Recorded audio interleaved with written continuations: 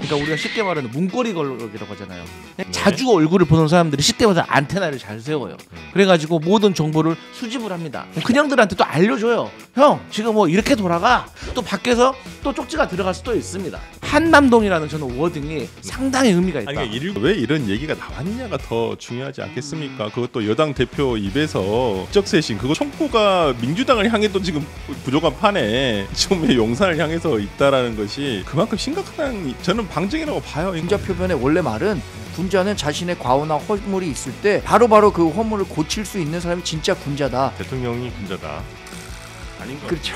대통령 인수위에 면접관을 해달라. 그거는 사실 좀 의미가 있는 얘기입니다. 만약에 김건희 여사가 그 명태균 씨한테 이런 얘기를 했다면 이것은 국정 개입인 거예요. 한없이 가벼운 정치 토크쇼 장르만 여의도 10월 14일 월요일 순서 시작하겠습니다. 반갑습니다. 정프로고요. 오늘은 뭐 여러분 저희 출연진 쭉 보면 아시겠습니다만 출연진이 대체로 약합니다.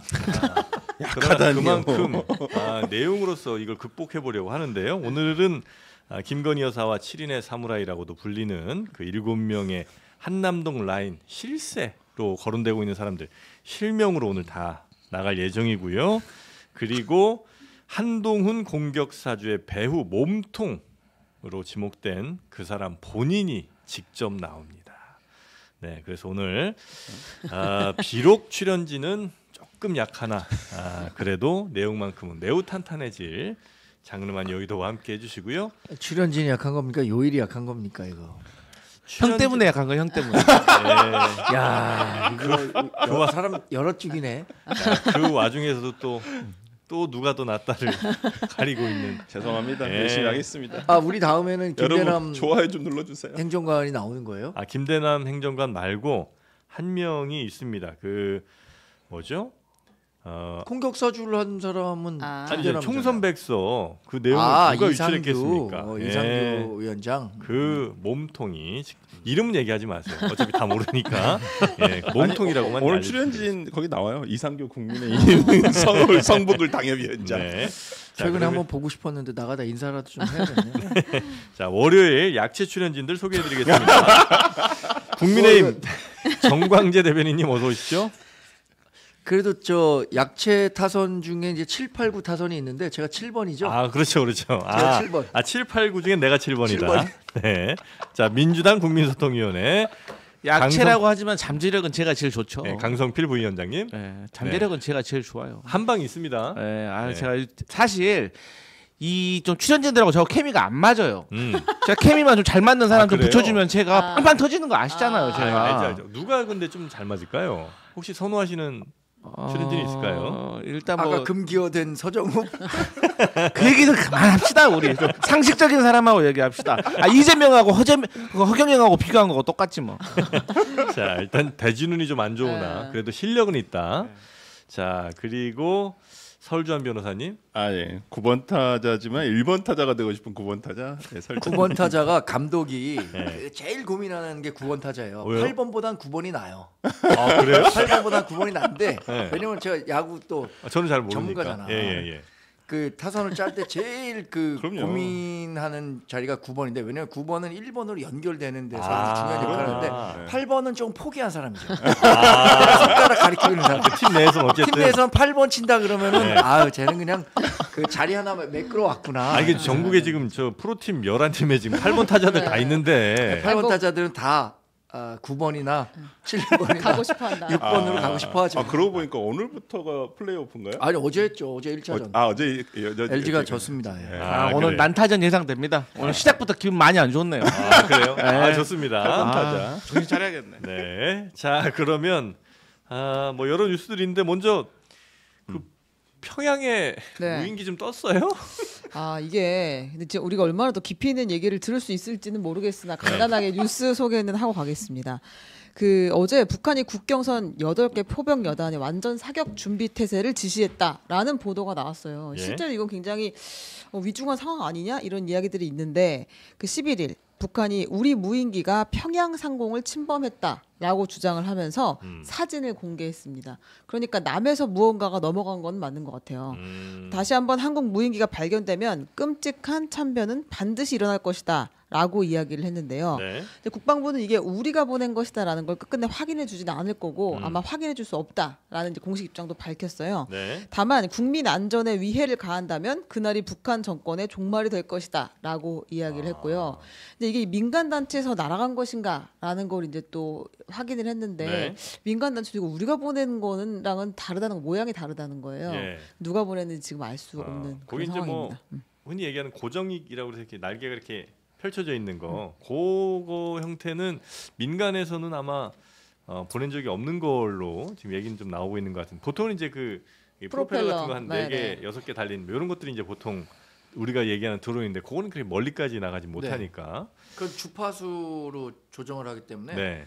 파주에서 평양까지가 150km. 거기까지 좀 힘들죠. 그건 어렵다고 하고. 예. 그건 이제 GPS의 궤도를 입력시켜 놔서 네. 갔다가 다시 찍고 오는 거. 예, 그 입력된 GPS 네. 값으로 돌아오는 것이라고 하는데, 뭐 군사 전문가는 여기 없잖아요. 근데 이 지금 상황을 놓고 보면 저는 우리 군이 보냈을 것 같진 않아요.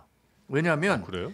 처음에 국방부 장관이 네. 그런 적 없다. 그런 적 맞아요, 없다. 맞아요. 굉장히 좀 국감에서 그 얘기를 보고 좀 당황한 듯이 그런 적 없는데.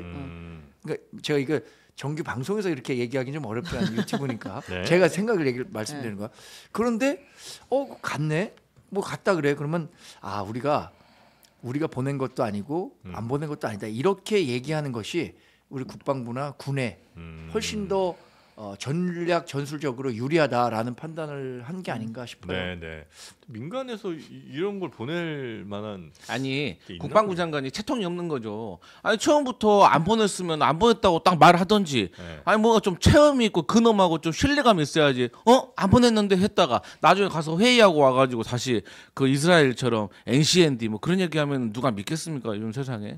확인해주지 않는다. 근데 그러니까 이렇게. 순서가 이상하긴 해요. 보통은 확인해 줄 수 없다고 먼저 말하고 진짜 만약에 그 확실히 못을 박아야겠다 싶으면 그런 사실 없다 이렇게 순서가 되는데 그런 사실이 없다고 했다가 나중에 이제 확인해 줄 수 없다라고 말하는 건 조금 애매하긴 하죠. 왜 저렇게 스탠스가 바뀌었을까? 새로운 전략이죠. 그러니까 스텝이 조금 꼬인 측면이 있다라는 합리적인 의심이 의심을 해볼 가능한 수는 거죠. 있죠. 저도 예. 뭐 정부 여당 대변인인데 국방부 말 거짓말입니다. 이렇게 얘기할 수 있는 건 네네. 아니고, 그렇게 얘기하는 건 아니고, 이렇게 이야기를 선후 관계를 종합해서 들어봤을 때는 군에서 보낸 것 같진 않고, 그런데 종합적으로 판단했을 땐 그렇게 NCND가 우리 군과 정부에 유리하다 이렇게 판단했을 것 같고, 네. 저는 민간이 요새는 상당한 영역, 그 군사적 영역까지 발휘할 수 있다고 보거든요. 이게 누가 보냈는지 아직까지 뭐 그 공개하는 데는 없지만 혹시 네. 나중에 깜짝 등장하는 건 아닌가 싶기도 하고요. 제가 볼 때는 정보기관 강력하게 주장합니다. 네. 군이 아니니까. 네, 정보기관에서 민간에서 했다고 한다면 삐라를 뿌리고 오지는 않았을 거예요. 그냥 몰래 뭐 사진을 찍던지. 지금도 민간에서 했다고 하면 민간에서 했다고 하면 네. 삐라를 뿌리지는 않았을 것 같아요. 저는 제가 생각할 때. 왜냐하면 지금도 드론 동호회에서 금강산 사진 찍어와요. 드론 날려가지고. 네, 그래서 그것까지 하고 있어요. 솔직히. 네, 네, 근데 네, 네. 그게 이제 뭐 북한이 모르니까 그 자기들 왔다 갔는지도 모르니까 지금 엄청 그러고 가. 있는데. 근데 예를 들어서 민간에서 했다면 그걸 굳이 삐라까지 뿌리고 올 필요는 없잖아요. 그냥 뭐 찍고 와서 뭐 그냥 평양 사진을 내가 이렇게 드론 날려서 이렇게 뭐 동호회 수준에서 이렇게 공유하든지 그럴 수는 있겠지만 굳이 삐라까지 뿌리고 왔다는 거 나 왔다 한다 이거 흔적을 남긴 거잖아요. 예. 그렇기 때문에 민간에서 그렇게 할 일은 아니라고 굳이 보고요. 없다. 그리고 그 민간에서 그렇게 하면은 예를 들어서 삐라를 만든다고 하면 그 내용도 되게 선정적이고 구체적이거든요. 근데 이번에 삐라 있는 거 내용이. 보면은 삐라 내용이 엄청 허접해요. 그러니까 삐라 네, 전문가가 삐라 내용. 만든 건 그러니까 아니다. 저는 개인적으로 사실 정제된 표현들이 좀 있죠. 북한의 좀 자작극일 것 같다. 자작극. 네. 왜냐면 시나리오 아니 3개 나왔어, 어떻게 지금. 네. 어떻게 그 시간에 맞춰서 걔네들이 촬영을 했을까? 딱 그 시간에 맞춰서. 무인기를. 네.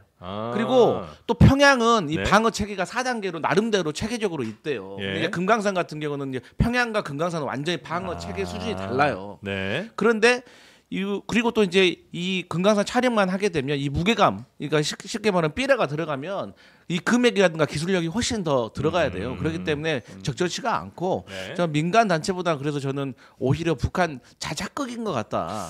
그러니까 쉽게 말해서 거기 위치가 우리나라로 따지면 광화문 광장 아닙니까? 정부청사 있고 예, 예. 뭐 서울광장이 있는 거 아니에요. 그러니까 김정은의 집무실 위라는 거 아니에요. 쉽게 말해서. 네. 근데 그게 뚫렸다? 근데 그게 부끄러운 일이잖아요, 사실. 네. 우리나라도 전에 지금 뭐 그 오물 풍선이 요즘 거의 뭐 그 저격이 수준까지 왔는데 국회, 뭐 용산 어디 막 다 떨어졌는데 그건 사실 부끄러운 일이잖아요. 상공에 뚫렸다는 게. 네네네. 그러니까 북한으로서도 사실 정말로 본인의 어떤 방어 체계가 뚫렸다고 하면 다 총사령이에요. 근데 제가 봤을 때는 나름대로 이 대선을 두고 네. 그리고 대선 이후에 북미 어떤 회담을 앞두고 나름대로 이런 자극이 아닌가. 왜냐하면 우리 군이 했을 리는 없습니다. 우리 대변인께서 말씀하셨지만 김영영 장관이 너무 솔직하게 말씀해 주셨어요. 얼굴에서 다 얘기를 해주셨거든요.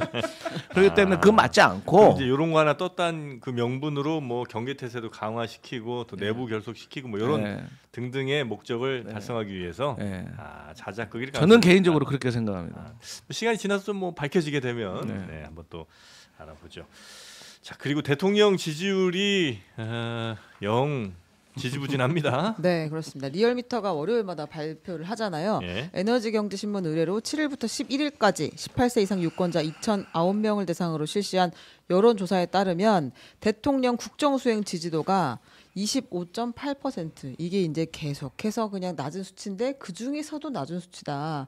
이게 리얼미터의 해석이고, 그 앞서 오늘 또 여론조사 꽃도 발표를 했는데 거기서도 대통령 그 직무수행 국정운영 평가에 대해서 긍정 평가를 한 수치가 19.2% 이렇게 나왔습니다. 네. 하여튼 뭐 최저치로 지금 기록을 갈아치우고 있다. 뭐 많이 놀라진 않으셨죠? 이 정도는 뭐 충분히 예상하셨던. NCND죠. 뉴스를 확인해 줄 수가 없어. 아니, 뭐 웃음이 아니, 자꾸 나오면 어떡해요? 아니 NCND 네. 그러니까 NC 소프트 얘기하나 뭐. 아, NC 다이노스. 아, 아니 근데 예. 그 최근에 여론조사는 일종의 흐름이잖아요. 네, 네. 흐름을 봤을 때 여러 여론조사에서 이런 흐름이 나왔기 때문에 나왔다고 놀랄 일은 아니죠. 근데 앞으로 그러면 이게 반등을 해야 되는데 네. 저는 지금의 상황을 이제 반등시키는 게 중요하다고 생각하는데 반등을 어떻게 할 거냐.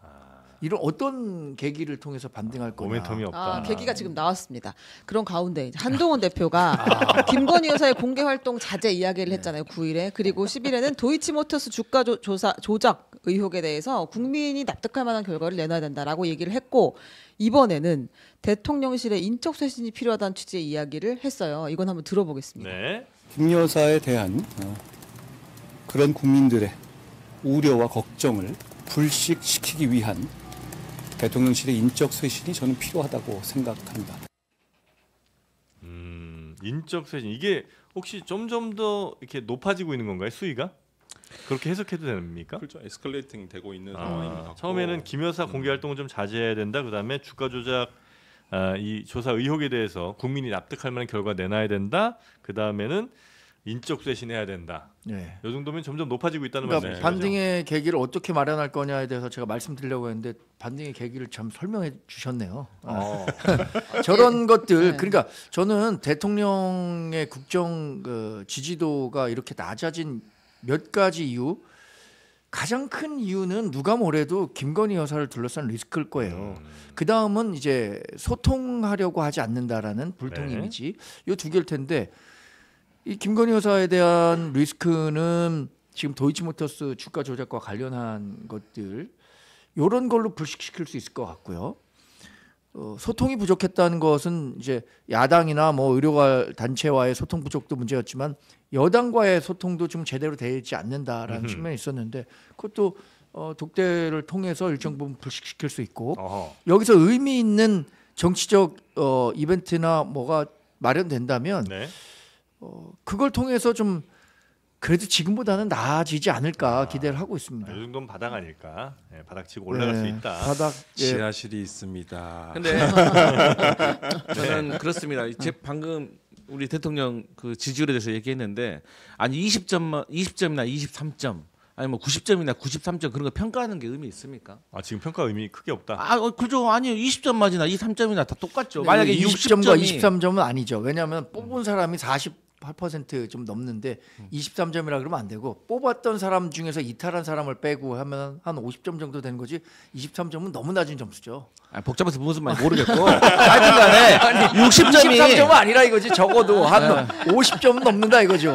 아 좋습니다. 알았어 하여튼간에 근데 어쨌든간에 뭐 60점이 꽈락이다. 그러면 59점과 61점은 엄청난 의미가 있는 거잖아요. 근데 20점, 23점, 뭐 48 잘 모르겠어. 하여튼 그런 생각하니까 안 되는 거예요.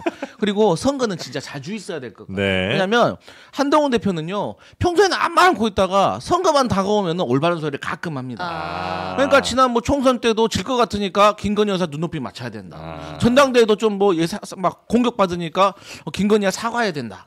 그러다가 또 재보궐선거 뭐 신경도 안 쓰고 있다가 이거 갑자기 판이 커져가지고 이거 만약에 지게 되면은 이거 나 사퇴할 수도 있네 하니까 갑자기 수위를 올려가지고 김건희 여사 활동 자제하고 뭐 십상시 얘기하고 막 셀 수 없이 나가잖아요. 네. 그러니까 저희 민주당은 이제 믿지를 않아요. 왜? 저 선거 끝나면 또 이제 없던 일 할 거예요. 3일 남았습니까 이 발언은? 이제 한 3일 정도만 할 겁니다. 두고 보세요. 이제 선거 딱 끝나잖아요. 네. 그러면은 별말 안 할 거예요. 그리고 이 독대 얘기 있잖아요. 독대. 네. 독대도 재보궐에서 만약에 선방을 한다. 그러면 이제 한동훈 대표가 대통령과 관련해 가지고 주도권을 잡겠죠. 네. 그래가지고 이제 선거 기간에 있었던 얘기 이때다 싶어가지고 막 할 겁니다. 우리 정광기 대변인이 말씀하셨던 것처럼. 근데 선거 만약에 금정에서 지잖아요. 그러면 독대 없어요. 바로 그 다음날 사퇴해야 돼요. 바로 사퇴해요? 금정의 패배가 그럼 바로 사퇴해야죠. 우리 당의 역학 구조에 대해서 지금 이해를 이해가 못하고 부족하다. 계시죠. 아니 이거 당의 역학 구조는 알아서 할 일인데 저희가 상자 입장에서 봤을 때는 선거에 졌으면 누가 책임을 져야 될 거 아니에요. 네. 아니 그러면은 영광군수에서 지면은 이재명 사퇴해야 돼요? 그거 우리 알아서 할게요. 아니, 그러니까 말이 안 되는 얘기를 하고 계신 거지. 우리는 알아서 지금 할게요. 우리 당의 역학 구조가 뭐 이 금정구청장 선거를 진다고 해서 한동훈 그거 대표가 하나로 사퇴해야 걸려 된다. 있는 게 이거 아니다. 아니고 네. 그리고 금정구청장 선거에서 뭐 민주당이 어떤 꿈을 꾸고 있는지 모르지만 네. 우리는 뭐 우리 지지자들이 충분히 투표장에 나와서 승리할 수 있을 것으로 예상하고 기대하고 근데 있습니다. 금정구 걱정하지 지금 않으셔도 사전 될것 같아요. 투표율이 그 영광 곡성에 비하면 거의 네, 반밖에 낮죠. 안 되잖아요. 그렇더라고요. 네. 그러니까 이건 도대체 무슨 심리인가요? 약간 그 보수 유권자들이 아직 보통은 결집하지 않았다고 네, 보나요? 보수 유권자들이 보통 사전 투표를 조금 불신하는 경향도 있고 그게 뭐냐면요. 여론조사 하게 보면 선택적 바람직함이라는 현상이 있어요. 선택적 바람직함. 바람직함? 바람직함. 그러니까 이게 어떤 말이냐면 이게 이제 영어를 번역하다 보니까 이렇게 한국말로 좀 어려워졌는데 네. 쉽게 말해서 우리 진영에 악재가 있잖아요. 그러면 샤이보수로 간다는 얘기예요. 그러니까 자기가 생각을 했을 때 이게 우리 진영이 옳지 않으니까 무투표를 한다는 거예요. 그게 어디서 증거가 나타나냐면 여론조사를 하게 되면 두 가지 방식이잖아요. 하나는 ARS고 하나는 전화면접이거든요. 네. 그러니까 자기 진영에 악재가 있으면 부끄러워가지고 전화면접 조사에서는 아예 응답을 안 해요. 하지만 비교적 ARS는 사람을 보고하는 게 아니라 그냥 바로 이렇게 누르면 되니까 그나마 응답률이 올라간다는 건데 네. 그런 측면에서 따졌을 때 지금 부산 금정구에 있는 사실 거기가 뭐 부산의 대구라면서요. 그래가지고 상당히 텃밭임에도 불구하고 네. 이렇게 투표율이 낮다는 거는 이것은 이제 보수층이 화가 나서 아예 투표장을 안 가겠다. 그러니까 과거에 국민의힘이 저희 민주당을 그렇게 공격했던 그 민주당 전당대회 때 호남의 투표율이 낮다. 네. 뭐 이제 그런 원리라고 보시면 되고 갑자기 궁금한 점이 그럼 만약에 영광에서 선거 패배한다 그러면 우리가 후보를 단일화했기 때문에 그러면 동반 사퇴해야 됩니까? 네? 아니 뭔 그러니까 말이야? 3일 후에 어떤 얘기를 할지 나 지금 궁금한데 다음 주 월요일에 어떤 얘기를 할지 궁금한데 그래갖고 그러면 금정구청장 선거에서 이제 민주당이 이길 거라고 지금 생각하고 물론 뭐 지금 선거 전이니까 그렇게 네. 얘기하실 수 있다고 생각하는데 저는 뭐 금정구 선거에서 충분히 우리 당이 그 국민들의 선택을 받을 수 있을 것이라고 네. 생각하고 있고요. 또 한동훈 대표도 굉장히 많은 공을 들인 것 같아요. 이제 내일까지 가면 6차례 금정에 간다고 하는데 금정구청장 선거가 그만큼 좀 정치적으로 의미가 크게 확대된 건 맞는 것 같아요. 근데 나름 굉장히 신경 쓰는데 말씀하신 네. 것처럼 근데 왜 이렇게 투표율이 안 나오는 거예요? 투표율이 안 나오는 거는 9번 타자한테 그런 거 물어보면 아니 많아. 근데 약간 보수 지역이 약간 사전 투표율이 낮은 건 사실이에요. 뭐 기본적으로는 그런 건 네, 있죠. 성향이. 대구 쪽도 보면 사전 네. 투표율이 좀 낮은데 본투표까지 하면 거의 비슷비슷해지더라고요. 아, 그래서 그래요? 일단은 한번 봐야 되는데 워낙 또 보궐선거가 평일에 치러지는 거이다 보니까 네. 이렇게 사전 투표율이 낮아버리면 본투표장에 나오실 수 있는 분들이 굉장히 한정돼 있거든요. 그러니까 저는 이번 선거가 약간 위험해질 수도 있겠다라고 생각이 드는 게 금정구에서 글쎄요. 지금 되게 희한하게 제가 느끼는 감정은 뭐냐면 되게 친윤이라고 하시는 분들 있잖아요. 지금 보수 진영에서 네네. 국민의힘 친윤이라신 분들의 대부분 막 선거에 대한 그 판세를 들어보면 되게 어려워 힘들어 이렇게 얘기하시거든요. 근데 이제 우리 친한 쪽에 계신 분들은 금정구 당연히 이기지. 근데 약간 뭐 간수 안 하면 이길 거야. 약간 이 선거를 바라보는 시각이 약간 달라요. 제가 보니까. 근데 이 말엔 동의하세요? 만약에 금정에서 정말 패배를 하게 된다, 못 지킨다, 그러면 한동훈 대표의 자리도 위험해질 거다. 이런 얘기는 아니 제가 전혀 그렇지 않다. 전혀 그렇지 않습니다. 왜냐하면 지난 총선에서도 총선을 이끈 것은 한동훈 비대위원장이었지만 네. 다시 한동훈 비대위원장 그 총선 책임을 지고 물러났는데 당 대표를 불러낸 사람들이 누굽니까? 당원과 민심이었거든요. 네. 그 총선 백서 논란이 한창일 때도 저는 이런 말씀 드린 적 있어요. 총선 백서의 가장 큰 목적은 총선 패배의 가장 큰 책임이 어디에 있느냐 이런 것들을 기록하고 그 징비록 성격이 있었던 거잖아요.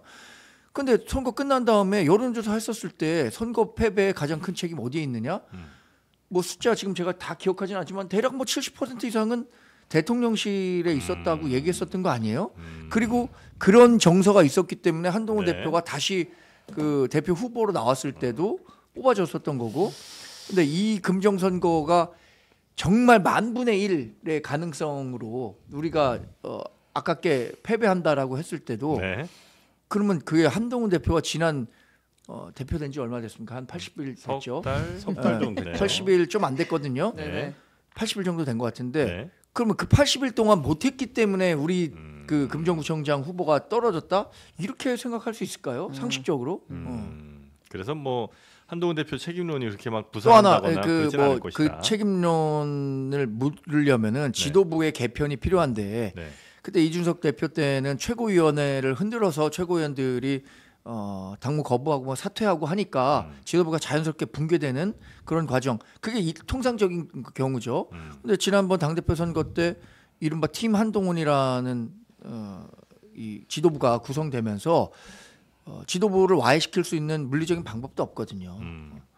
그런 여러 가지 정황들을 고려했을 때 한동훈 대표의 리더십과 관련해서 바깥에서 인위적으로 흔들 수는 없을 거라고 봅니다. 근데 이게 대통령과의 독대가 재보궐 선거 이후로 잡혀 있잖아요. 네. 구체적인 날짜는 없는데. 근데 뭐 언론 보도 보니까 원래 17일로 잡혀 있었다가 네. 지금 재보궐 선거 결과를 두고 또 다시 날짜를 잡는다는 말이 있더라고요. 아니 오늘 오전에 얘기 나왔잖아요. 다음 주 초에 하기로. 그러니까 대통령실 계속- 다음 주 초에 17일에 하는 하기로 걸로. 했다가 그 네. 얘기는 다시 안 구체적인 됐다고 날짜가 이야기가 나오더라고요. 나왔고. 네. 하긴 해요. 그거는 할 때 물어보죠. 근데 제가 진짜 궁금했던 건 이 한동훈 대표가 말한 인적 쇄신이라는 게 누구를 향한 것인가는 좀 짚어봐야 될 것 같아요. 이게 이제 본격적인 네네. 오늘 실명 중요한 토크. 부분입니다. 긴장감 있네요. 한동훈 대표가 직접 이야기하진 않았습니다. 네, 참고로. 7명을 얘기하진 않았고 친한계 의원들의 입을 통해서 네. 대통령실 좀 구체적인 사람들의 이름들이 이제 얘기가 나오긴 했어요. 7명 정도 있다. 물론 우리가 이름을 들어도 그게 누군지 바로바로 연결은 안 되죠.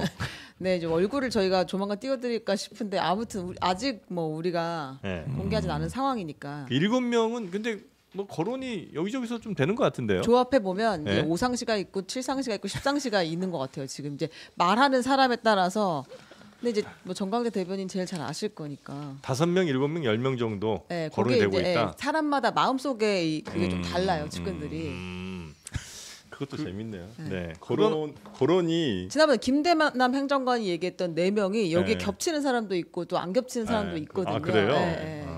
근데 이제 저는 이제 사실 그 뭐 야당이기 때문에 뭐 실명을 말해도 잘은 몰라요. 들어본 사람들은 있지만, 근데 저는 이제 그냥 이 어떤 대선 때부터의 이 시스템 구조 그리고 대선 때 캠페인을 하다가 선거에 승리해서 또 이제 대통령실이 꾸려지는 이 시스템적으로 봤을 때는 아마도 대선 때 이제 메시지, 일정, 수행 이 세 개에서 활약을 했던 아무래도 젊은 사람들 그리고 거기 어떤 수장들. 근데 지금 김대남 전 행정관 말 녹취록 들어보면 젊은 사람들이라는 거 아니에요. 나이 먹은 사람들은 그냥 얼굴 마담이고. 그래서 이 부분들의 선임 행정관, 행정관 뭐 이런 분들이 좀 말하는 거 아닌가? 저는 좀 그런 생각이 들더라고요. 그리고 이분들이 지난 4월에 박영성 총리 그다음에 양정철 비서실장론을 이렇게 추천했던 사람이라고 하더라고요. 아, 용산 내에서. 그럼 그러니까 지금 뭐 5명인지 7명인지 10명인지 모르겠으나 이분들은 김건희 여사의 지시에 충실하게 따르는 사람들 뭐 이런 의미인 거죠? 지금 그렇게 해석할 수 있는 거죠. 누군지 파악은 되셨고요. 지금 뭐 언론을 통해서 나오는 이니셜로 나오는 사람들 또 김대남 전 행정관의 녹취에서 나온 사람들도 포함됐는데 저는 이 가장 큰 문제는 이렇게 봐요. 공식 라인이라는 게 있습니다. 어느 조직이든 예를 들어서 우리 언론사 같은 경우에는 부장, 차장, 뭐 국회 반장, 뭐 말진 이렇게 있잖아요. 그런데 부장이 있는데 부장이 결정한 거를 야 그거 말도 안 되고 야 이게 맞아 해갖고 다른 기자들한테 지시한다고 쳐요. 그럼 이거 어떻게 됩니까? 그 조직이 콩가루. 망가지는 거잖아요. 콩가루 되는 거잖아요. 근데 실제로 대통령실에 이렇게 의심해 볼 수 있을 만한 일들이 이루어진다는 거잖아요. 예를 들어 정무수석, 홍철호 정무수석이 있어요. 그 밑에 4명의 비서관이 있습니다. 지금 정무수석실이 굉장히 커져갖고 4명의 비서관이 있는데 이런 정무적인 얘기는 그럼 정무수석실을 통해서 나와야 하는데 한동훈 대표나 우리 당에서 얘기하는 것에 대해서 대통령실 관계자가 이런 딴 얘기를 한단 말이에요. 근데 딴 얘기를 하는 사람이 정무수석실에서 나온 얘기가 아니야. 근데 오히려 이게 그 공식 직함, 공식 라인에 있지 않은 사람의 얘기가 훨씬 더 공식적인 얘기처럼 언론에 나오고 기자들에게 인식되고 이런 것은 문제가 된다는 거죠. 그럼 예를 들어서 정치부의 데스킹을 사회부장 아니면 사회부 차장이 하면 됩니까? 안 되잖아요. 그 사회부 차장은 그러면 월권을 하고 있는 거고 그 자신의 처지에 대해서 제대로 파악을 하지 못하고 있는 거죠. 근데 그 사람이 예를 들어서 사주와 친하다는 이유로 정치부 기사까지 데스킹하려고 한다면 그 사람은 조직에 해가 되는 거죠. 그게 더군다나 가장 공적인 그 규율이 잡혀져야 하는 대통령실에서의 일이라면 이런 문제 제기하고 정리할 부분이 있다면 정리하고. 그러니까 원래 되겠죠. 말씀하신 것처럼 진짜 돌려서 열심히 하시는 아니 정상적인 조직은 딱 말씀하신 대로 그렇게 되는 거거든요. 그런데 유일하게 정치권은 그게 좀 잘 작동이 안 됩니다. 그러니까 우리가 쉽게 말하는 문고리 권력이라고 하잖아요. 그러니까 대통령이든 권력자의 주변에 있는 사람들, 자주 얼굴을 보는 사람들이 쉽게 말해서 안테나를 잘 세워요. 그래가지고 모든 정보를 수집을 합니다. 그래가지고 물론 이분들이 하위 직급이면 또 밖에 큰 형들이 있어요. 큰 형들한테 또 알려줘요. 형 지금 뭐 이렇게 돌아가. 우리 라인에서 추천했던 사람이 밀리네. 공식 라인에서도 인사검증했더니 뭐 음주가 있다든지 뭐 문제가 있네. 어떻게 해요? 그러면 또 밖에서 또 쪽지가 들어갈 수도 있습니다. 그러니까 이런 걸 보고 우리가 문고리 권력이라고 하고 이런 것들이 이제 어느 조직이나 있기 마련인데 말씀하신 것처럼 그것은 권력자가 잘 배분을 해야 됩니다. 그러니까 이게 가신 조직이 있고 공조 조직이 있으면은 다 나름의 역할이 있는 거예요. 그런데 이게 컨트롤이 안 될 때 이런 문제가 쏟아져 나오는 거고 이게 지금 내부 목소리로 지금 나온 거죠. 그게 대표적인 게 김대남 행정관인데 그분이 했던 말 사실 어디 가나 다 있었던 얘기예요. 뭐 예상도 다 하고 있었던 일이고. 근데 어쨌든 그게 현실로 우리가 확인했다고 하니까 큰 거고 여기에 한동훈 대표가 이제 공식화 시켜준 거예요. 그래서 공식적으로 용산의 인적 쇄신이 아니라 저는 한남동의 인적 쇄신을 요구했다는 게 한남동이라는 저는 워딩이 상당히 의미가 있다. 아니, 그러니까 7명이든 뭐 10명이든 이 사람들도 각자 본인이 속한 뭐 팀이나 뭐 부가 있을 거 아니에요. 있죠. 그런데 이제 그 공식적으로 내려오는 자기 상사로부터 내려오는 지시나 뭐 이런 일들에 대해서 보다도 따로 지시를 받아서 일을 하는 게 더 중요하게 우선순위에 되고 뭐 이렇게 이제 된다는 건 거죠. 네, 그런 영향을 많이 미친다는 거죠. 아니 사실 대통령실에 있는 직원들은 그게 정무직들이잖아요. 정무직은 사실 물론 이렇게 파티션을 칠 수는 있지만 결국에는 하나의 정치로 묶여져 있는 거거든요. 인사, 메시지, 일정 이런 거는요. 이 단어가 틀릴 뿐이지 결국에는 하나의 어떤 정치 행위인 거거든요. 그리고 지금 십상시냐 칠상시냐 이런 말들 중에 숫자가 차이가 나는 이유는 제가 생각을 했을 때는 이분들 중에서 총선을 통해서 아마 당선된 분 분도 있을 겁니다. 그러면 이분은 밖에 나와 있을 거 아니에요. 하지만 또 이분들과 안에 교류하는 분들이 있을 것이고 저는 이런 것 때문에 뭐 7명이든 10명이든 숫자의 차이는 있지만 그래도 핵심 멤버는 제가 말했듯이 수행 일정 그 메시지 이 속에 계셨던 분들이 네. 핵심이기 때문에 여기에서 이제 이루어졌을 것이다. 지금 우리 대통령실과 관련한 이야기를 하셨는데 이야기를 들어보니까 여러분께서는 지금 민주당 운동권 네트워크로 물거진 과거 청와대의 권력 작동 원리에 대해서 설명을 들으셨습니다. 아, 과거에 이랬었다. 그럼 이게 형 이거 이렇게 된다. 지금 벌써 너무 리얼하잖아요. 한동훈 지금. 대표가 그러면 한마디 형. 지적한 건 뭐예요?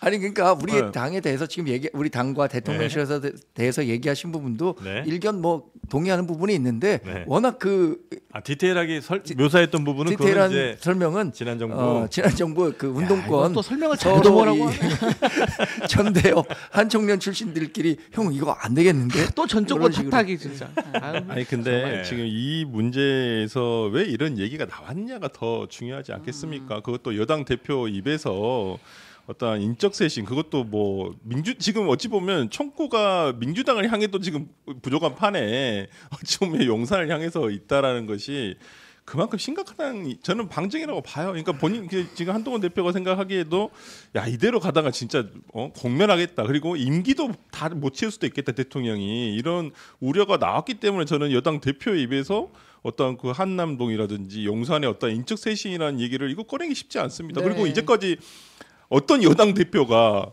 정부의 어떤 그런 대통령실이나 청와대 어떤 이런 정부 그 관련 인사 관련해 가지고 인적 쇄신을 해야 된다. 보통 인적 쇄신하면 우리가 보통 총리나 아니면 대통령 비서실장 이런 경우 이렇게 교체를 할 때 인적 쇄신을 한다라고 하지 이런 뭐 행정관, 비서관 이런 사람들 보고 이렇게 하지는 않거든요. 그러니까 저는 한동훈 대표가 무슨 이렇게 지적한 것은 충분히 뭐 용사에서 새겨 들으라 이런 얘기 같고 뭐 선거를 앞두고 있어서 이런 얘기 한다? 그건 아닌 것 같아요. 이거 이대로 가다가 진짜 공멸한다라는 어떤 위기감이 있었기 때문에 나왔다고 네. 생각을 하고 근데 이게 정리가 될까요? 되겠습니까? 나도 그게 네. 궁금해요. 아니면 이분들이 지금 거의 이제 임기 초부터 계속해서 있었던 분들이에요. 네네. 그리고 아직까지도 있고 제2부속실로 넘어갔냐면 또 그렇지도 않아요. 또 주요 그 비서실에 포스트에 다 들어 있거든요. 지금 이 사람들을 다 만약에 제2부속실로 집어넣는다? 그렇다면 또 그냥 정리라고 볼 수도 있을 것 같은데 이분들이 요직에서 그냥 쉽게 물러나게 안 할 거기 때문에 한동훈 대표는 말을 했지만 결과는 또 아무것도 안 나오고 이거 되게 용산에서나 좀 불쾌하진 않나요? 이런 발언에 대해서? 아니 그 어느 조직이나요 네. 인사권자는요 자기 인사권에 대해서 침해하는 것을 상당히 불쾌해합니다. 그렇겠죠. 왜냐하면 그 특히나 이런 공조직 같은 경우는 네. 인사로서 모든 걸 운영을 하는 거거든요. 그러니까 예를 들어서 승진을 하려고 하는 사람에게 일을 줘서 또 일을 잘하면 승진을 시켜주는 이게 어떻게 보면 인사권으로 통제를 하는 거거든요. 그리고 뭐 밖에서 사업하시는 분들이야 돈 많이 버는 게 좋겠지만 이 공무원들이나 직장인들 샐러리맨들은요 승진이 제일 중요합니다. 그렇기 때문에 이걸 가지고 본인이 어떤 국정을 운영하는 동력을 삼고 있는데 한동훈 대표가 본인의 인사권 내에서 감나라 배달하면은 어떤 인사권자가 기분 좋겠습니까? 그러니까 지금까지 보면 용산 대통령실에서 보면 이분들에 대한 지적을 했던 사람들은 다 나갔어요. 날라가고 예. 다 날라가고 이분들만 계속 자리를 지키고 있다는 예. 거거든요. 그러니까 모르겠습니다. 이번에 한동훈 대표가 이걸 네. 지적했기 때문에 어떻게 날릴지. 쉽지는 않거든요. 기자들 입장에서도 당연히 수석한테 확인하는 게 고위 관계자한테 확인하는 게 더 정답에 가깝다고 생각해야 취재가 되잖아요. 근데 이제 행정관한테 들은 게 결과적으로 만약에 맞아. 그러면 이제 혼란이 오는 거예요. 그 대통령실 내부에서도. 그러니까 이분들이 계속 그러면서 자리를 지켰기 때문에 지금까지 이제 이름이 나오는 아니 뭐 거죠. 일설에 진짜 뭐 일설에 보면 뭐 정진석 비서실장도 뭐 이분들의 눈밖에 나가지고 지금 뭐 실권 그러니까 권력을 놓쳤다 힘이 없다 이런 얘기까지도 진짜 이렇게 그 주변에서 돌거든요 그런 소문들이 그러니까 네. 이분들의 위세가 도대체 얼마나 이게 참 있는지 진짜 직급은 낮지만 네. 오히려 진짜 이 사람들 눈치 보면서 상사들이 일하는 건 아닌가. 용산이 굉장히 젊어졌군요. 네. 근데 만약에 여기 정리 안 되면 다음 스텝이 있나요, 한동훈 대표? 아니 그런데 저는 이렇게 생각해요. 뭐 지금 뭐 야당이나 많은 사람들이 한동훈 대표가 이렇게 용산의 대대적인 변화나 네. 김건희 여사의 공식 활동 자제나 이런 것들을 받아들이지 않을 것이다. 이렇게 예단해서 얘기를 하고 있거든요. 네. 저는 이번 그 재보궐 선거 또 그 다음 주로 예정된 한동훈 대표의 독대를 계기로 윤석열 대통령이 아주 전혀 새로운 모습을 보일 수도 있다고 생각해요. 그리고 예. 그 근거가 뭐예요? 과거에 네. 자신이 굉장히 어려운 시기, 그러니까 그 투표 대통령 선거를 앞두고 네. 굉장히 어려웠던 시기에는 자신의 모습을 완전히 바꿀 수 있는 그런 정도의 용기를 보였다고 생각하거든요. 뭐 그 김건희 여사의 사과도 있었고 김종인 위원장과의 불화가 있었을 때는 다 해체하고 네. 자신이 정말 그 다시 이준석 대표와도 화해했고 안철수 대표를 끌어안는 모습도 그랬고요. 네. 그러니까 옛날에 그 군자 표변이라는 말이 있습니다. 군자 네, 표변. 네. 그게 표변한다 그러면 나쁜 말이다 이렇게 하는데 이 군자 표변의 원래 말은 군자는 자신의 과오나 허물이 있을 때 바로바로 그 허물을 고칠 수 있는 사람이 진짜 군자다라는 아하. 말에서 나온 말이에요. 아, 대통령이 군자다. 아닌 것 그렇죠. 아니, 정말 군자라면 그렇게 표변할 수 할 있는 것이다. 표변할 수 있는 그 자세가 필요한데 저는 그런 계기가 지금 마련되고 있다고 봐요. 그래서 예단에서 아이 뭐 대통령은 그런 사람이 아니어서 전혀 안 바뀔 겁니다. 이렇게 지금까지 얘기할 수 있는데 분명 바뀌실 거라고 아니, 기대하고 있습니다. 지금의 상황이 그러면 총선 패배 상황보다 더 급하다고 판단을 하신다는 거예요? 지금요. 네. 지금 심각한 상황이죠. 아까 여론조사 봤잖아요. 여론조사나 아니면 민심이나 예. 이런 것들을 봤을 때 아직 우리 그 윤석열 정부가 임기 반환점을 돌지 않았어요. 근데 사람들이 지금 어떻게 생각합니까? 임기 반환점이 돌지 않았음에도 불구하고 야 아직도 2년 반이나 더 남은 거야 이렇게 생각하는 사람이 많은 거 아니에요. 이런 인식을 불식시키기 위해서는 우리가 개혁해야 되는 거예요. 우리가 바뀌어야 된다는 거죠. 네. 저는 대통령실에도 그런 개혁과 변화의 의지가 생겨나가고 있다고 생각합니다. 반면에 권성동 네. 의원은 이렇게 또- 이야기를 했습니다. 그 도이치모터스 관련한 한동훈 대표의 말에 대해서 예. 지금 와서 어떤 말을 하더라도 한 대표는 도이치모터스 사건의 책임자다라고 얘기했고 또 한남동 라인에 대한 이야기를 한 것에 대해서도 친한계 평론 수준의 정치를 하지 말아라라고 비판을 했고요. 같이 얘기를 드리면 그 강승규 의원도 전 그 대통령 출신이죠. 영부인을 악마화하는 프레임이다라고 이야기를 했습니다. 네. 그러니까 왜 야당이 그렇게 막 영부인 악마화하고 뭐 이런 프레임 저런 프레임 씌우는 거 거기에 같이 장단 맞춰 춤을 추냐 이런 정도 톤의 비판인 것 같은데 네. 그렇게 본다면 용산이 바뀔 가능성은 매우 낮을 거 아닌가 이런 아니 생각이 좀 위기감이 높아지면 뭐 네. 그렇게 바뀔 수 있다고 네. 기대한다는 한번 거죠. 지켜보죠, 저도. 뭐. 네. 지켜보시죠. 그러니까 전에 강서구청장 보궐선거 한번 생각을 해보세요. 네. 그거 사실 조그만한 구에 구청장 뽑는 선거 아니었습니까? 조그맣진 않죠 그거가 스케일이 크시군요. 푸는 예. 큽니다. 네. 양천군 뭐, 네. 근데 강서구 크죠. 강서구가 구 중에는 인구가 두 번째로 많아요. 네, 큽니다, 커요. 네. 번질로 갑시다. 번질로 죄송합니다 제가. 예, 죄송합니다. 예, 강서구 크네요. 네. 예. 근데 어쨌든 강서구청장 선거 때 이게 이제 물론 구청장 후보 재보궐 사유가 귀책 사유가 있었던 사람을 끝까지 이것을 뭡니까 그 김태우 후보. 네. 이거 뭐죠 특별 사면을 해가지고 아. 이건 했던 거 아니에요. 그래서 판을 키워버린 거 아니겠습니까? 그래서 어쨌든간에 대패를 했잖아요. 네. 그리고 나서 대통령께서 그때 이제 민심을 청취하겠다라고 하셨습니다. 네. 그리고 이념에 대해서 이제 뭐 얘기하지 않겠다. 음. 그런데 이제 지금 어떻습니까? 그때만 변했어도 사실 총선 그때 왜 중요했냐면 민주당에서는 그때 한번 크게 패했기 때문에 총선에서 불리한 거 아니냐 이제 정신 차리는 거 아니냐 사실 고민을 했는데 이제 전혀 걱정할 필요가 없었던 거죠. 그러니까 이제 지금 이제 용산이 어떠한 것을 보일까? 근데 저는 사실 용산 입장에서는 네. 재보궐선거 결과 사실 그렇게 신경 안 쓸 것 같아요. 아, 그래요? 지금 여권에서 재보궐 선거의 결과가 가장 중요한 거는 한동훈 대표뿐이에요. 다음 주고 이거 확실히 확인해 볼 수 있겠네요. 네. 계속 그 똑같은 주장을 하고 계시니까 재보궐 선거. 좋습니다. 자 그러면 어쩔 수 없이 또 우리가 넘어야 될 산 하나가 있네요. 네, 명태균. 명태균. 드디어 네, 이건 와. 진짜 거의 절친 수준이에요. 도대체 이 사람 네네네. 근데 명태균 네. 그 의혹을 둘러싼 파장도 계속되고 있는데 이건 조금 다른 데서 또 터졌습니다. 네. 주인공이 한동훈, 나경원, 이준석 그리고 홍준표 이렇게 얘기할 수 있을 것 같은데 예. 지금 한동훈 대표가 명태균 씨에 대해서 애둘러서 계속 이야기를 했잖아요. 정치 브로커 같은 사람들한테 휘둘리는 이 정치를 개혁해야 된다라고 이야기를 했는데 이제 나경원 의원이 이렇게 얘기했습니다. 이 한동훈 대표의 김건희 여사 언급이 야권의 선거 전략을 결과적으로 돕는 일이다.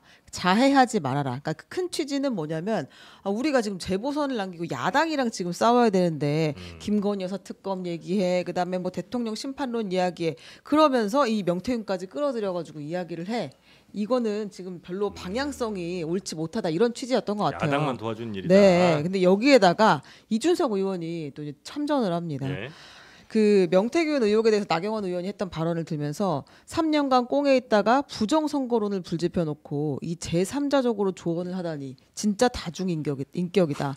나 따로 경 따로 원 따로 사냐? 이제 이렇게 나 따로 이야기를 경 따로 원 따로. 네, 이야기를 했는데 요건 아마 이제 네. 그 당대표 선거가 있었을 때 두 사람 붙었잖아요. 네. 근데 그때 명태균 씨가 이제 또 약간 활약을 했다라는 이야기를 하면서 나경원 의원이 애둘러 부정선거 의혹을 제기를 했는데 네. 뭔가 이제 석연치 않았다는 얘기를 했는데 그거를 또 다시 공격을 하는 모양새였어요.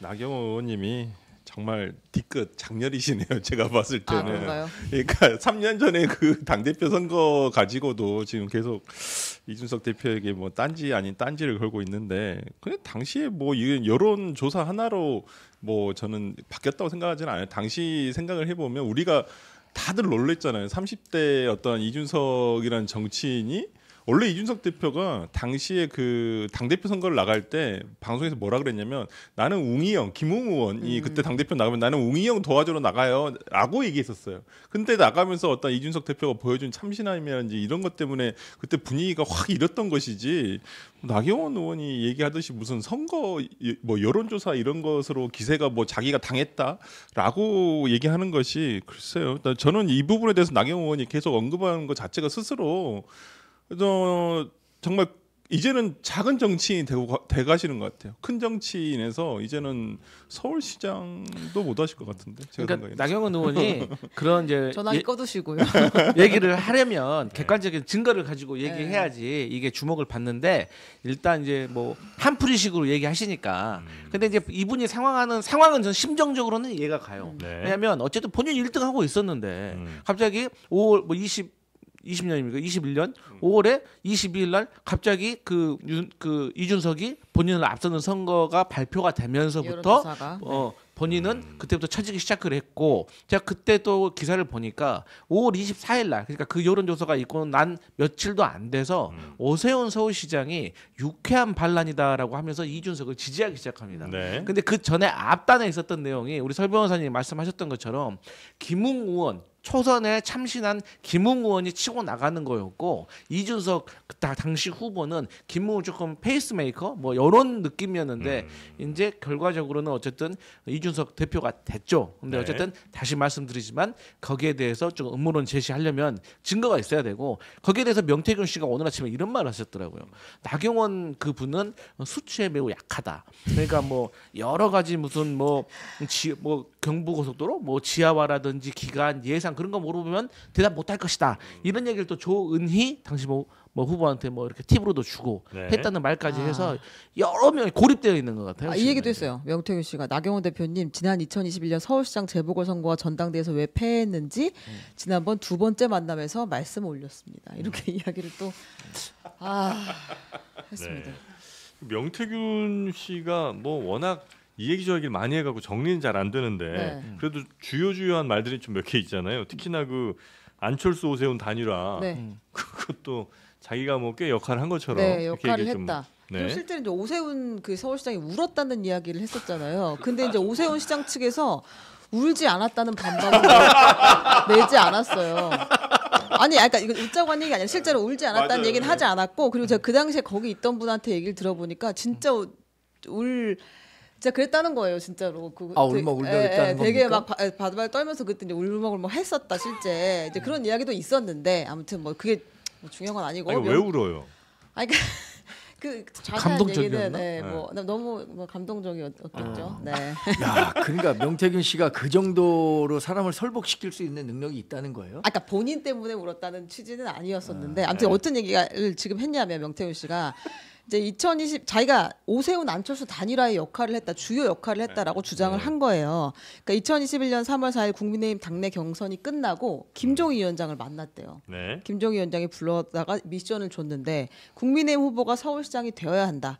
그리고 안철수 대표를 이겨달라 이렇게 얘기했다는 거예요. 근데 이게 무슨 미션이야? 난 미션이 단일화를 국민의힘 성사시키라는 후보가 거죠. 서울시장이 돼야 된다. 네. 이게 미션이에요?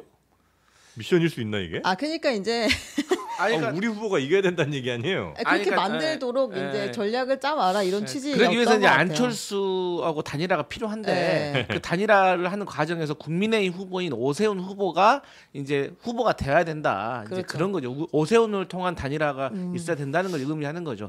메시한테 너는 골을 꼭 넣어야 된다.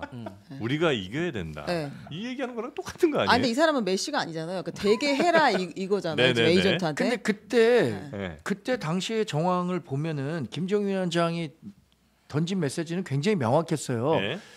국민의힘이 서울시장 후보도 못 내면 말이 되느냐? 음. 그렇기 때문에 우리 당이 반드시 후보를 내야 된다라고 네. 해서 오세훈 시장을 만든 거고 그 다음에 그 우리 당이 후보를 뽑았는데 안철수랑 단일화하면 당연히 우리가 이기게 해야 된다. 네네. 이건 명태균 씨가 아니라 국민의힘 아무 당원, 서울시 당원 누구에게라도 했음직한 말이에요. 네, 그죠? 네, 맞습니다. 근데 그 이후에 명태균 씨가 했었던 이야기들은 좀 관심이 네, 가죠. 네. 그 뭐라고 얘기했냐면 네. 본인이 가지고 간 세 가지 방안에 대해서 지금 얘기를 하는 거예요. 이기기 위한 세 가지 네, 방안. 이기기 위해서 오 시장과 안 대표를 3월 7일 일요일까지 접촉을 못하게 해라. 오 시장이 10년 만에 등판이라 감정 조절이 안 된다. 그다음에 이제 협상팀에 사업가 출신이고 안정감과 냉철함을 갖춘 성일종 의원을 앉혀라. 개인적 협상팀에. 친분은 난 없지만 성일종 네. 의원 추천한다. 협상 조건에 유선전화 20, 무선전화 80을 먼저 제시를 해라. 왜요? 유선전화 20은 시간을 최대한 끌기 위한 미끼다라고 얘기하는데 실제로 네. 상대가 원하는 것과 좀 다른 내용을 그렇죠. 안철수 내밀어서. 후보는 당시에 이제 무선전화 100을 원했는데 예. 이걸 이제 계속 숫자를 줄여가면서 협상 시간을 끌고 그러면서 이제 큰 당에 일반적으로 이렇게 지지층이 결집할 수 있는 시간을 조금 모으고 이렇게 하기 위한 전략으로 요걸 제시했다는 거예요. 그러니까 실제로 요 시나리오대로 됐다. 그래서 단일화를 했다는 게 이제 명태균 씨의 주장이고. 네. 아니 근데 지금 이 사태를 네네. 뭐 게이트인지는 모르겠습니다만은 지금 좀 되게 저도 이렇게 보면서 네. 뭐 변호사다 보니까 약간 좀 그런 생각이 그 위법 사항이 어디 있어? 아 위법 사항. 위법 사항을 밝혀내는 게 더 주된 이게 제일 처음에 뉴스토마토에 나왔을 때 김건희 네. 여사가 김영선 의원의 공천에 관여했다라는 거잖아요. 근데 그 이후로 어떠한 물증이나 이런 건 나오지 않고 있어요. 그러니까 근데 이걸 정말 좀 명태균 게이트에 대한 어떤 여당 지금 어떤 유력한 정치인들의 이 태도가 약간 혼선이 오면서 인정할 건 인정하지 않는 거예요. 이 사람 사기꾼이야. 이 사람은 그냥 허풍쟁이야. 라는 얘기로만 일단은 치부를 하려고 하니까 이 사람 입장에서는 내가 무슨 허풍쟁이고 내가 무슨 사기꾼이야. 라고 얘기를 하고 있거든요. 그러면 지금 밝혀내야 될 건 이 사람이 공천을 해서 예를 들어서 돈을 먹었냐. 돈을 받았냐 아니면 전행을 했냐 이런 물증이 좀 나와야 될 것 같은데 저는 오늘 아침 인터뷰도 들으면서 뭐 실질적으로 뭐 그런 내용이 없었기 때문에 도대체 좀 밝혀내야 될 부분은 밝혀져야 되지 않을까. 근데 위법 사항이 없어요 지금까지는. 근데 네. 그게 언론 인터뷰라는 한계예요. 언론 인터뷰는 자신이 유리한 이야기만 그냥 그렇죠. 그 일방적으로 네. 쏟아내는 거예요. 그러니까 네. 명태균 씨는 지금 변죽만 울리는 겁니다. 어떻게 만약에 해야 돼요? 여기서 지금 설 변호사가 얘기한 것처럼 뭐가 실체적 진실이 나타나려면 수사해야 경찰이나 검찰이 빨리 수사해야죠. 저는 홍준표 대구시장이 그 여러 가지 이제 한동훈 대표와 관련한 좋지 않은 얘기를 했기 때문에 귀 기울여 듣지 않았었는데 말을 이번에 좋은 말씀 하셨더라고요. 뭐라고 검찰이 빨리 구속해서 수사하라고. 아니 뭐로 구속을 해야 돼요 근데? 근데 그 정치자금법과 관련해 갖고는 이거 굉장히 그 중대한 사안 아닌가요? 그리고 구속 사유 중에 가장 중요한 거는 증거인멸의 수사유가 있을 경우에는 구속 수사도 가능한데. 손을 몇 번 바꿨다 그러던데. 6번 6개월 그러니까 동안 이 펀드 빨리 압수수색 다 해야죠. 근데 제가 오늘 명태균 씨 그 인터뷰 보니까 네. 말씀하신 것처럼 다들 좀 쓸데없는 얘기예요. 다 지금 근데 뭐 자기한테 단일화도 유리한 하는데 얘기만 원래 하는 안철수 거예요. 씨 예. 안철수 의원 특기가 단일화예요 지금까지. 그렇기 때문에 그 명태균 씨가 놔둬도 단일화 잘했을 수도 있고. 근데 이제 제가 주목했던 건 두 가지가 있는데 하나는 김건희 여사라고 말했는지 아니면 대통령 부부라고 말했는지 모르겠지만 대통령 인수위에 면접관을 해달라.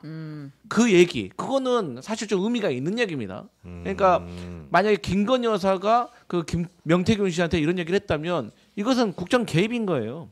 그리고 대통령실에서 대통령이 명태균 씨하고 총선 전에 2번 만났다고 했습니다. 네. 근데 물론 이미 김종인 전 비대위원장이나 이준석 통해서 뭐 더 만난 것이 더 알려지긴 했지만 어쨌든 여기서 셀 수 없이 통화했다잖아요. 스피커폰으로 그 부부와 함께 통화하기 네네네. 위해서.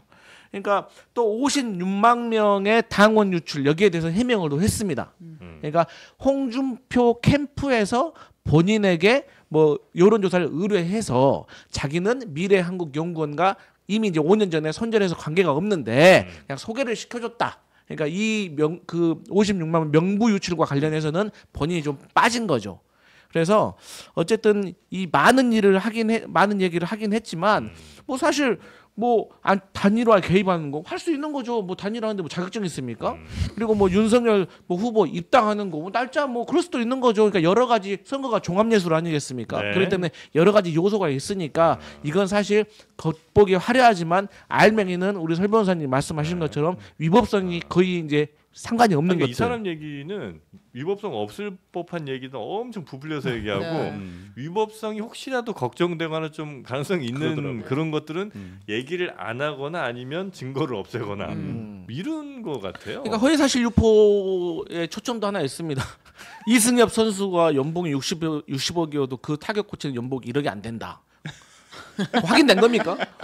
허위사실 유포 아니, 아니에요? 코치들이 원래 좀 연봉. 아니 근데 이제 김종인 위원장의 입장을 그래도 전달해야 될 것 같습니다. 네. 사무실로 그 김영선 전 의원이 데리고 온 적이 있어서 명 씨를 만난 적이 있고 10분 정도 만났는데 그 시간에 처음 만난 사람에게 무슨 미션을 주느냐 말도 안 되는 소리다. 이게 2021년 시점을 이야기하는 것인데 근데 김종인 위원장의 말도 사실은 지금 계속해서 뭐 사실이 아닌 걸로 드러나고 있어요. 그 전에도 여러 차례 만났고 아마 제일 깊은 관계를 가진 사람은 김종인 위원장이 아니었겠느냐는 이야기가 지금 나오죠. 최 기자님은 좋은 말씀하신 것 같아요. 정말로 명태균 씨가 경남 창원에서 있었던 지방 정치 컨설턴트 내지는 브로커에서 네. 중앙 정치에서 이렇게 큰 역할을 할 수 있도록 가장 큰 도움을 준 사람은 누구냐?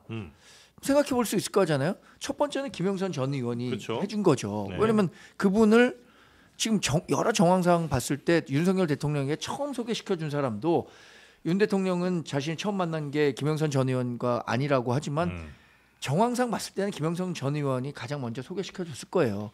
그리고 김종인 전 위원장도 소개시켜 줘서 김종인 전 위원장이 오세훈 서울시장 또 이준석 대표 또 윤석열 대통령 후보를 만드는데도 일정 정도 역할을 줬으니까 이런 얘기가 가능한 거 아니겠어요? 그러니까 김종인 전 비대위원장이 저는 조금 더 솔직하게 명태균이라는 사람에 대해서 자신이 어떻게 알았고 어떤 역할을 했었고 이거 얘기할 필요도 있을 것 같아요. 이분은 자신이 그 선거에 나갈 것도 아니고 지금 정치적 원로고 사회적 어른으로서 네. 이렇게 논란이 되는 사안에 대해서 자기가 아는 한에서는 충분히 솔직하게 이야기를 좀 해주실 필요가 있다고 네. 생각합니다. 이준수 의원도 같이 저는 필요하다고 생각을 해요. 이준석 의원이요? 왜냐하면 어쨌든 네네네. 이분이 얘기하는 것 중에서 아직 의혹이긴 하지만 여러 가지 그러니까 이준석 의원이 국민의힘 대표 당시에 있었던 여러 가지 선거 뭐 강원지사, 경남지사, 서울시장 재보궐, 김영선 의원 재보궐 뭐 대선 뭐 다 어쨌든간 이분이 개입됐다는 얘기 아니겠어요. 네, 그러니까 네. 사실 본인은 당시에 뭐 당 대표로서 뭐 맡겨두고 몰랐다라고 하는데 그게 말이 됩니까? 그리고 이건 개인적인 내피셜이지만 이준수 의원이 방송하는 거 보면 되게 당차거든요 평소에 주장도 또렷하고 네. 근데 왠지 명태균 씨 얘기만 나오면 명사장이라고 하면서 뒤를 빼는 듯한 그런 모습. 지금 민주당에서는 이제 이준석 의원 입만 보고 있어요. 제가 보니까 말을 달란 말이야. 너가 왜 말을 안 해주는 거야? 혹시 그럴 가능성은 없습니까? 예를 들어서 어떤 뭐 댓글에서도 지적을 하시던데 맨 처음 이제 명태균이라는 사람이 유명해진 게 사실 이제 김건희 여사의 뭐 공천 개입 관련해서 이제 이름이 나오면서 유명해진 거잖아요. 그래서 이제 그거는 진짜 일이 매우 커질 수도 있는 아주 치명적일 수도 있는 일이라 명태균이라는 사람이 아예 다른 건들로 계속 전선 넓히면서 좀 이렇게 눈을 물타기. 좀 흐리고 물타고 있고 사실 본질적인 그 문제에 대해서는 자꾸 이렇게 숨기는 거 아닌가 하는 그런 이제 의혹? 저는 그걸 대통령실에 좀 느꼈어요. 그러니까 불과 2, 3일 전만 하더라도 아니 자꾸 명태균 씨를 누가 소개했다느니. 그리고 첫 번째는 누구랑 만났고 두 번째는 누구랑 만났고 그게 뭐가 중요합니까 사실. 그렇지. 네. 개입했냐 안 했냐가 중요한 거예요. 그렇죠. 아니 설 변호사님이 정확히 말한 거예요. 위법 사항이 있었느냐 없었느냐. 네. 그러니까 그게 제가 봤을 때는 지금 생각나는 게 김영선 전 의원과 관련된 돈거래가 정말 본인들께 사적 거래였는지 아니면은 공천을 대가로 지금 그 세비를 나눠 가진 건지. 네. 그러니까 그런 대가라고 하면 누구를 통해서 제복 올 때 공천을 받게 했는지 또 대선 때 대통령께 그 3억 6천만 원 정도의 여론조사를 제공을 했다는데 그거에 대해서 그러면 대가로 그 어떤 걸 받은 건지. 근데 그런 것들이 지금 사실 그런 것들이 위법 사항이 있는 거지. 나머지들 뭐 김종인 위원장이 대선 때 윤석열 후보에게 연기나 잘해라 그거 원래 내가 시킨 말이다. 이런 건 아무런 의미가 없어요. 배고프면 밥 먹는다는 얘기예요. 그렇기 때문에 저는 이런 위법 사항을 빨리 좀 찾아내야 돼요. 지금 저 웬만한 여권 인사들 가운데서는 한동훈 대표 말고는 다 그러니까 한동훈 대표만 무풍지대고 그렇죠. 한동훈 대표 얘기는 한 번도 안 나오네요. 그죠? 제가 네. 라디오 방송에 나와서 이 얘기 한번 했다가 그래서 저 친윤들로부터 굉장히 공격을 많이 받았어요. 무슨 얘기했었냐면 제가 제 얘기가 아니라 정치권에는 이런 이야기들이 있다. 네. 명태균 씨를 둘러싼 논란이 계속 확산될수록 정치를 오래 했던 우리 국민의힘 보수 정당에서 정치를 네. 오래 했던 분들이 명태균 씨와 하나하나 뭐가 얽혀갖고 뭐 좋지 않은 그 논란의 한가운데 서게 되는데 정치를 새로 한 한동훈 대표는 한 번도 명태균 씨를 만난 적도 이름을 들어본 적도 없으니 이 사안이 계속 커질수록 한동훈 대표에겐 유리한 정국이 연출되는 것 아니냐라는 이야기가 있다. 요렇게만 얘기했거든요. 제가 얘기했잖아요. 그렇게 이것은 지금 뭐 그런 한동훈 말씀하셨는데 대표의 제가 호재라고. 그 얘기를 그럼 했다가. 제가 우리 강 의원한테 듣고 한 얘기라고요? 네, 그건 저 전에도 아니에요. 얘기했잖아요. 그거. 아무튼 그 얘기했다가 아니, 전화를 엄청 받으셨어요. 문자 폭탄 많이 받았죠. 아. 야, 국민의힘 대변인 맞냐? 정신 한동훈 차려라, 대변인 이렇게. 아니냐? 너 월급 누가 주는지 생각해라 뭐 이런 거죠. 그래서 월급 없어요. 원래 얼굴 대변인은. 없는데. 뭐 정신 차리고 네. 아니 그래서 뭐 대통령이 그러니까 당시 이제 후보도 아니던 시절 그때 이제 입당 시기까지 뭐 자기가 찍었다 이런 얘기를 오늘 아침 어디 인터뷰에서 했죠. 그 얘기는 이제 며칠 전에 또 나왔었는데 네. 그 당시에 대통령이 명태균 씨 뭐라고 얘기했냐면 8월 뭐 2일이냐 5일이냐 7일이냐 계속 이 대통령이 그것 때문에 스트레스를 너무 많이 받았다는 거예요. 그래서 기자들이 맨날 만나가지고 언제 입당하세요, 언제 입당하세요. 그러니까 그냥 허를 찌르는 그 사람들이 예상할 수 없는 7월 30일에 그냥 오늘 해버리세요 이렇게 얘기를 했고 실제로 대통령이 그렇게 입당을 했다. 근데 그때 이제 이준석 대표가 당 대표인데 없는 상황에서 당 대표가 서울에 없고 뭐 받을 수 없는 상황에서 이제 입당을 해서 그 뒤에 약간 좀 이해할 수 없는 행보다라는 이야기들이 있었죠. 그런 이야기도 있었고 그다음에 이제 명태균 씨가 또 했던 이야기가 그 대통령과 거의 뭐 후보 시절에 계속 전화를 했다. 거의 뭐 매일 전화를 했다라는 이야기들을 또 하기도 했었고 아침에 전화가 오고 뭐 그러지 못하면 낮에도 여러 번씩 통화를 했다. 뭐 이런 이야기들을 했습니다. 이 명태균 씨가 한 얘기가 네. 실제로 그렇게 된 게 얼마나 있냐는 좀 우리가 체크할 필요는 좀 있잖아요. 예를 들어서 아까 그 김종인 위원장한테 부탁했던 세 가지 중에 세 가지가 그 말대로 다 됐습니까? 네.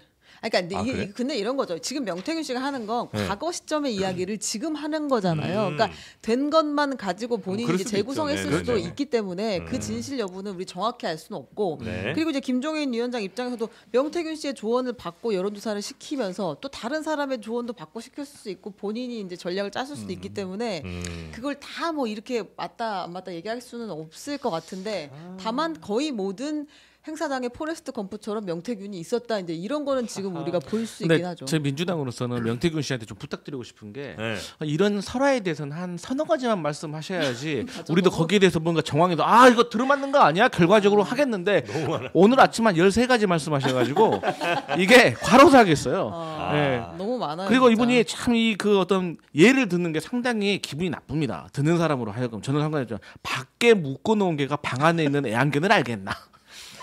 식탁 아래에 있는 강아지가 아. 식탁 위의 일을 어떻게 알겠나? 그러니까 이제 다른 정치인들이 뭐 네. 명태균 그 사실이 아니다, 뭐 자기는 뭐 모른다 네. 이렇게 얘기를 하지만 네네. 밖에 묶여 있는 개가 안에서 네. 하고 있는 네, 게 양견이 어떻게 알아? 어떻게 알아? 예, 이거 사정 아무것도 모르는 사람들이다. 네. 그 사람들은 뭐 아크로비스타 올라오지도 못했다. 그렇죠. 뭐 이런 얘기 아니, 막 김재원 하더라고요. 최고가 상당히 격앙돼 계시더라고요. 이 그래. 명태균 씨에 대해서 본인 손으로 교도소에 보내겠다고 아, 하시. 근데 이제 김재원 최고는 못 만나본 거잖아요, 이분은. 그렇죠, 못 그래서 만난 화가 거죠. 나셨나? 아니, 아니, 김재원 공격을 세게 네, 하시던데. 김재원 최고가 굉장히 뭐 방송에서도 상당히 그 명태균 씨에 대해서 저격을 하고 있고, 근데 진짜 명태균 씨는 김재원 최고를 거의 폄하하는 듯한 느낌이에요. 근데 김재원 최고가 지금 굉장히 격앙돼 있더라고요. 오늘 뭐 최고위에서의 발언도 보니까 근데 받아보니까 변호사님이시니까 네. 이 명태균 씨 이 정도면은 지금 긴급 체포할 수 있는 상황 안 됩니까? 그러니까 뭘로 그러니까- 정치자금법 위반으로? 아니 정치방법도 있지만 네. 허위사실 유포라든지 모욕죄라든지 허위사실 유포. 그러니까 예를 들어서 대통령실에서는 두 번밖에 안 만났다고 했는데 네. 셀 수 없이 여러 번 만났다고 얘기를 하잖아요. 네. 뭐 예를 들어 근데 예를 든다면 명예훼손으로 체포하기에는 조금. 근데 그건 증거인멸로 대통령실이 이렇게 뭘 뭐- 해야 지금 액션을. 그러니까 대통령실 원래 잘하잖아요. 그래서 물어보는 거예요. 그러니까 지금 이게 우리가 명태균 씨의 말을 이렇게 아까 최 기자님이 말씀하신 대로 확인을 할 수가 없잖아요. 이거 윤석열 대통령이 확인을 해줘야 돼요. 그냥 확인하려고 원래 잡아놓는 거 아니에요? 요설로 국기를 문란시키고 있는 신돈과 같은 존재네요. 지금 보니까. 아, 신돈이요. 그렇습니까? 아니 역사 좀 지금, 아시나 봐요. 그 지금 얘기 나오는 것들만 놓고 네. 본다면은 네. 모든 것들을 다 자기가 만든 거 아닙니까 지금? 네. 근데 그거는 아까 얘기한 것처럼 과거의 일을 지금으로 해서 나도 그때 그 얘기했었어. 저도 사실 2000년대에 야 이제 전자상거래 시대가 올 것 같은데 이렇게 얘기했었거든요. 그걸 가지고 야 그때 내가 뭐 예를 들어서 누구입니까? 아 이제 전기차 시대가 올 것 같은데 테슬라 가갖고 그렇게 얘기했던 거랑 비슷한 수준으로 지금 얘기하고 있는 건 아닌가 싶기도 해요. 저는 이분이 위법한 내용도 분명히 있다고 봐요. 그러니까 정치자금법 위반이나 이런 것들이. 그러니까 네. 저는 뭐 수사가 좀 돼야 된다고 보고요. 뭐 그러니까 이분과 관련해 가지고 여러 얘기가 나오고 있는데 실상 이게 다 제껴놓고 처벌해야 되거나 아니면 진짜 이게 국정 개입의 어떤 그런 증거들이 전 나온다고 한다면 그 부분에 대해서 좀 심도 있게 가야 되는데 이게 어느 순간 너무 그냥 방만해져 버렸어요. 얘기 자체가. 그래서 이분에 대한 수사가 필요하면 저는 수사해야 한다고 보고 좀 이렇게 가서는 안 돼요. 언론 보도도 그러니까 이분이 워낙 뱉어놓은 말들이 너무 많기 때문에 지금 뭐 다 일일이 그게 하루에 뭐 몇 개씩 단독으로 나오고 있고 막 그러는데 조금 본질에 집중해서 과연 이분이 지금 보니까 그 대통령 부부가 친했던 건 사실인 것 같아요. 보니까 그러니까 네. 이분이 어떻게 개입을 했느냐 이거에 조금 집중돼야 되지 않을까 생각합니다. 그러니까 지목된 사람들 연루됐다고 뭐 이렇게 알려진 사람들 명태균의 입에서 나온 그런 사람들이 아니다 이거 사실이 아니다 그러면서 빨리빨리 이제 법적 대응을 하거나 이래야 이제 말씀하신 것처럼 뭐 조사도 하고 뭐 이러면서 좀 조용해질 것 같은데 전혀 그 이른바 피해자분들이 아무도 얘기를 안 하고 있으니까 참 답답하고 그러니까 계십니다. 홍준표 대표도 뭐 가만두지 않겠다 했다가 또 삭제하고 막 그러지 않았어요? 네. 이런 모습들이 사실 정황이 너무나도 명태균 씨의 말에 신뢰성을 막 더해주는 거 아니에요? 그러니까 신나니까 막 더 얘기하는 거 아니에요? 뭐 아크로비스타 거기 뭐 고깃집 가봤 그 정도나 가봤겠지 뭐 이 얘기나 했었고. 아니 근데 오늘 대통령 사시던 그 헛수를 얘기하더라고요. 자기도 모르게 그래 맞아. 얘기했는지. 예. 그 아파트 호수도 얘기하고 저도 몰랐는데. 근데 호수는 알기는 알았었죠. 예. 아니 근데 뭐 일반 사람들은 잘 모르잖아요. 기자분들은 뭐 아실 수도 있는데 뭐 그런 것도 얘기를 해버리시더라고요. 그래서 모르겠어요. 하여튼 뭐 전 대통령 부부가 이 부분은 좀 확인이 돼야 되는데 우리가 이게 원래 그 기사라는 것도 확인 취재가 돼야 되는 부분인데 이게 확인 취재가 안 되고 있는 부분이어서 하여튼 조금 그래서 저는 일단 밝혀진 부분에서 위법 사항이 있거나 그러면 조금 해야 된다고 보고 지금 민주당은 보니까 그 강혜경 씨 네, 그분을 이제 지켜야 된다 공익제보자로 공익제보자로 지금 지정, 지정을 해서 한다라고 하시더라고요. 그래서 21일 날 지금 국감장에 지금 출석을 하실 예정이라고 하는데 또 그분 입에서 또 진짜 위법한 사항이 나온다고 한다면 저는 그 부분에 대해서 좀 신속하게 수사가 돼야 되지 않을까 싶습니다. 근데 지금 명태균 씨 이야기는 명태균 씨의 이야기가 일방적이기 때문에 그 상대방이 다 있는 거거든요. 네. 그 가장 대표적인 게 대통령과의 관계를 이야기할 때의 그 상대들은 명태균 씨가 하는 얘기에 대해서 명태균 씨가 하는 이야기가 맞는 말이다라고 얘기하고 있지 않기 때문에 아직까지 네. 일방적인 주장이고 이분이 지금 범법행위가 이제 드러난 부분이 있기 때문에 경찰 조사를 받고 있는 거잖아요. 네네. 조사를 빨리 해야 된다는 생각에는 저는 뭐 이견이 없습니다. 그러니까 빨리빨리 이런 그 논란이 사회적인 그 뭐랄까 사회적인 낭비로까지 이어질 수 있어서 이거 빨리 해결해 주는 노력을 해야 된다. 수사 당국이 해야 됩니다. 네. 야, 그런 우리 정광재 대변인의 말씀. 정광재 대변인 아마 저희 방송 나오신 이래 처음이 아닌가 싶은데요. 네, 영광이네요. 정광재 대변인님을 콕 찍어 2만 원에 오. 파이팅입니다 이렇게 써 있네요. 아까 전자상 거래로 이득을 보신 거 아니야 이거? 그 전에 10,000원은 저한테 상당히 불리한 질문을 하셨던데 제가 근데 성남총각이라는 분은 이재명 대표의 그거를 지지자인가요? 차용한 건가요? 아니면 뭐 성남총각이라는 분도 네, 저한테 그분은 질문 주셨는데 저희 자주 주시는 분이라 그래요? 네, 그분 함부로 언급하지 말아주세요. 자주 주신 분이구나. 네, 자주 기회가 되면 아니 나중에 근데 오늘 성남총각이 하시는 분도 월요일날 최초로 답변드리겠습니다. 10,000명 넘은 것 같은데 네. 실접이. 나 대단하네요. 감사합니다. 아까 저 그 우리가 최약체라고 하니까 지금 네. 원래 한국 동정표인가요? 사람들이 동정표 그것도 기분 나쁘네요. 8번 타자가 아니 지금 근데 저희가 다른 요일은 다 10,000명이 넘어요 안정적으로 빠른 속도로. 네, 그래서 오늘이 진짜 힘들었는데 약간 아유, 8번 그나마. 8번 타자라고 하니까 여기 댓글에 유의미한 댓글이 있었습니다. 8번 타자는 수비라도 잘해요. 보통 포수가 8번 타자거든요. 야, 그 월요일 저희가 자칫하면 이제 다음 주나 다다음 주쯤 멤버를 싹 한번 바꿔야 되나 고민까지 했었는데 오늘 이렇게 또 여러분이 많이 찾아주시니까 그러니까 감사합니다, 예, 여러분. 이분들과 함께 저희도 잘 한번 해보겠습니다. 네. 아유 대단히 감사하고요. 이제는 뭐 무슨 국정농단이 뭐 별별 진짜 명태균 농단, 아저씨 네. 너무 언제까지 많은데 얘기할지. 굳이 저는 유쾌한 농단이 있다면 인터넷 농단, 아하. 아하. 정수기 농단, 그렇죠. 아하. 유심 농단이 있다고 그렇죠. 생각합니다. 네. 네, 인터넷과 정수기, 유심을 많이들 바꾸실 텐데요. 요즘 젊은 MZ 세대들은 한 달에 한 번씩 바꾼다면서요. 그런가요? 네. 미약금은 누가 내주나요? 저는 지금 정수기 농단 해갖고 깜짝 놀랐어요. 아, 아유 또 그렇게 가지 말고 광고 시간에 그렇게 가지 정신 마요. 공간이 나네 확실히.